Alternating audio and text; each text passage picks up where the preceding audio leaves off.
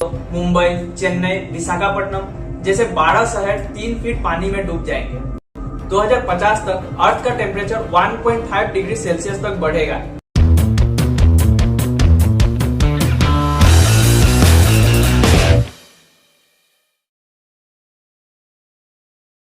आज हम ऐसे मुद्दे पर बात करेंगे जो दुनिया के लिए अभी बहुत ही गंभीर मुद्दा बना हुआ है, वो है क्लाइमेट चेंज। आज क्लाइमेट चेंज की वजह से पूरी दुनिया के देशों को बहुत बड़े तकलीफों का सामना करना पड़ रहा है। आपने इन दिनों बहुत से खबरें देखी होगी जिनमें लिखा होता है COP27, Glasgow meeting, carbon emission, net zero, global warming आदि। आज हम विस्तार से जानेंगे कि कैसे एक और दुनिया क्लाइमेट चेंज के वजह से परेशान है, वहीं हाल ही में 18 नवंबर को COP27 की बैठक इजिप्ट में संपन्न हुई है। वहां क्लाइमेट चेंज के ऊपर बहुत से मुद्दे पर बात हुई है। हम जानेंगे इंडिया का क्या स्टैंड रहा है, इंडिया कैसे अपने यहाँ कार्बन इमिशन को कम करेगा। यह सब जानने के लिए वीडियो को अंत तक जरूर देखिएगा और अगर आपने हमारे चैनल को सब्सक्राइब नहीं किया है तो कर लीजिए और बेल आइकन को दबाकर ऑल पर सिलेक्ट कर लीजिए ताकि हमारी आने वाली लेटेस्ट इंफॉर्मेशनल वीडियो की नोटिफिकेशन आप तक पहुंच सके। वीडियो में आगे बढ़ने से पहले हम जान लेते हैं कि क्लाइमेट चेंज क्या होता है। क्लाइमेट चेंज का मतलब है टेम्परेचर और वेदर में लॉन्ग टर्म में होने वाले चेंजेस। ये चेंजेस नेचुरल भी हो सकते हैं, लेकिन 1800 दशक से ह्यूमन एक्टिविटीज क्लाइमेट चेंज का सबसे बड़ा कारण बना हुआ है। अगर हम इसे ठीक से समझने का कोशिश करें तो हमें पता चलेगा कि मुख्य रूप से फॉसिल फ्यूल जैसे कोल, पेट्रोलियम, ऑयल एंड गैस को जलाने के कारण जो हीट ट्रैपिंग वाली गैस निकलती है वह बड़े पैमाने पर क्लाइमेट चेंज का कारण बनती है। सिर्फ यही नहीं, 20वीं सदी में हुए बहुत सारे युद्ध, परमाणु हमले और अभी का रशिया यूक्रेन वॉर, ये सब क्लाइमेट चेंज के लिए जिम्मेदार है। अगर हम 1900 से 2020 तक का क्लाइमेट चेंज का डाटा देखें तो हमारे अर्थ का टेम्परेचर 1 डिग्री सेल्सियस तक बढ़ा है। इसमें से भी सबसे खराब बात यह है कि जितना टेम्परेचर पहले 70 सालों में बढ़ा है उसी के समांतर पिछले 50 सालों में बढ़ा है। अगर एक्सपर्ट्स की माने तो 2050 तक अर्थ का टेम्परेचर 1.5 डिग्री सेल्सियस तक बढ़ेगा। आई नो कि अब आप क्या सोच रहे होंगे, इतने सालों में सिर्फ 1 डिग्री सेल्सियस तो ही बढ़ा है। तो बता दें आपको कि 1 डिग्री सेल्सियस बढ़ने से हमें किस किस परेशानियों का सामना करना पड़ा है। अगर हम 1955 से 2006 तक का डाटा देखें तो आर्कटिक सी और नॉर्दर्न हेमीस्फीयर के आइस पिघलने के कारण ग्लोबल सी लेवल का स्तर 700 मीटर यानी 2300 फीट तक बढ़ा है।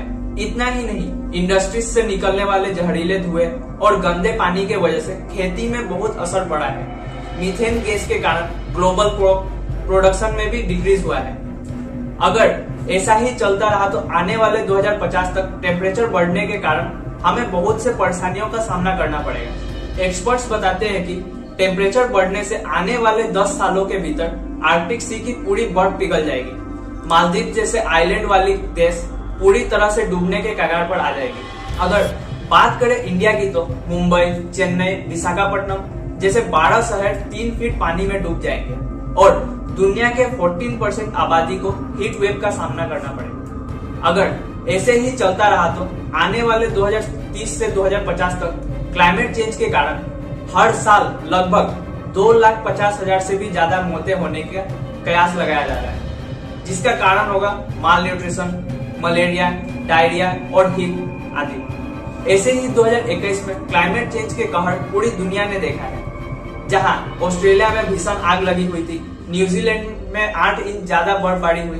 कनाडा को हीट वेव का सामना करना पड़ा, जर्मनी को बाढ़ का सामना करना पड़ा और अभी कुछ महीने पहले ही हमने देखा पाकिस्तान में क्लाइमेट चेंज के कारण आई बाढ़ में 15,000 से भी ज्यादा लोगों की मौत हुई है। अगर ऐसा ही चलता रहा तो पूरी दुनिया को तबाह होने से कोई नहीं बचा सकता। इसे रोकने के लिए बहुत से ऑर्गेनाइजेशन काम कर रही है, जिसमें हाल ही में COP27 की बैठक इजिप्ट में संपन्न हुई है।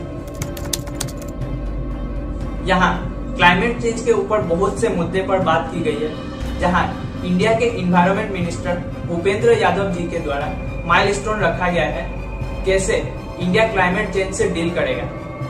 इंडिया का टारगेट है कि वर्ष 2030 तक नॉन फॉसिल फ्यूल एनर्जी से 50% इलेक्ट्रिसिटी जनरेट करेगा, जिसमें से 40% अभी तक अचीव हो गया है।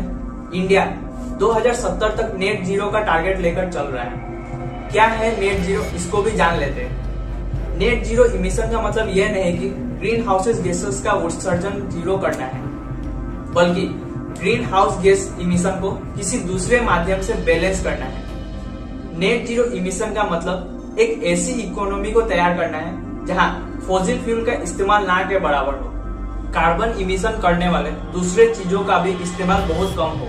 इसमें ऐसे टेक्निक का यूज किया जाता है जहां कार्बन तो इन्वायरमेंट में निकलते हैं, लेकिन मशीन के द्वारा या फिर ज्यादा से ज्यादा पेड़ लगाकर इन्वायरमेंट से उन कार्बन को ऑब्जॉर्व कर लिया जाता है। इसे ही नेट जीरो कहा जाता है। कार्बन न्यूट्रल करने के लिए इंडिया 2021 में नेशनल हाइड्रोजन मिशन लॉन्च किया था, जहां इंडिया को ग्रीन हाइड्रोजन हब बनाना है। आने वाले समय में 2025 तक इंडिया इथेनॉल की ब्लेंडिंग 20% अचीव कर लेगा। इथेनॉल को पेट्रोल में मिलाना ही इथेनॉल की ब्लेंडिंग कहा जाता है, जिससे पेट्रोल को जलने में आसानी होता है और इससे कम मात्रा में कार्बन इमिशन होता है। और भारत सरकार पब्लिक ट्रांसपोर्टेशन के लिए इलेक्ट्रिक व्हीकल पर जोर दे रही है। आने वाले कुछ समय में 50% सड़क पर चलने वाली गाड़ियां इलेक्ट्रिक व्हीकल होगी। अगर ऐसे ही पब्लिक और गवर्नमेंट क्लाइमेट चेंज के लिए अवेयर रहे तो दुनिया को बहुत बड़े संकट से बचाया जा सकता है। इससे हमें और आपको सीखने वाली बात यह है कि हम ज्यादा से ज्यादा अपने आसपास पेड़ लगाएं, कम से कम प्राइवेट व्हीकल का यूज करें, इलेक्ट्रिक वेस्टेज ना करें। हमारे इन छोटे छोटे प्रयासों से ही हम दुनिया में चेंजेस ला सकते हैं और दुनिया को क्लाइमेट चेंजेस से जूझ रहे परेशानियों से बचा सकते हैं। आज के वीडियो में इतना ही। वीडियो पसंद आई हो तो हमारे चैनल को लाइक, शेयर एंड सब्सक्राइब जरूर करें। मिलते हैं अगली वीडियो में। जय हिंद।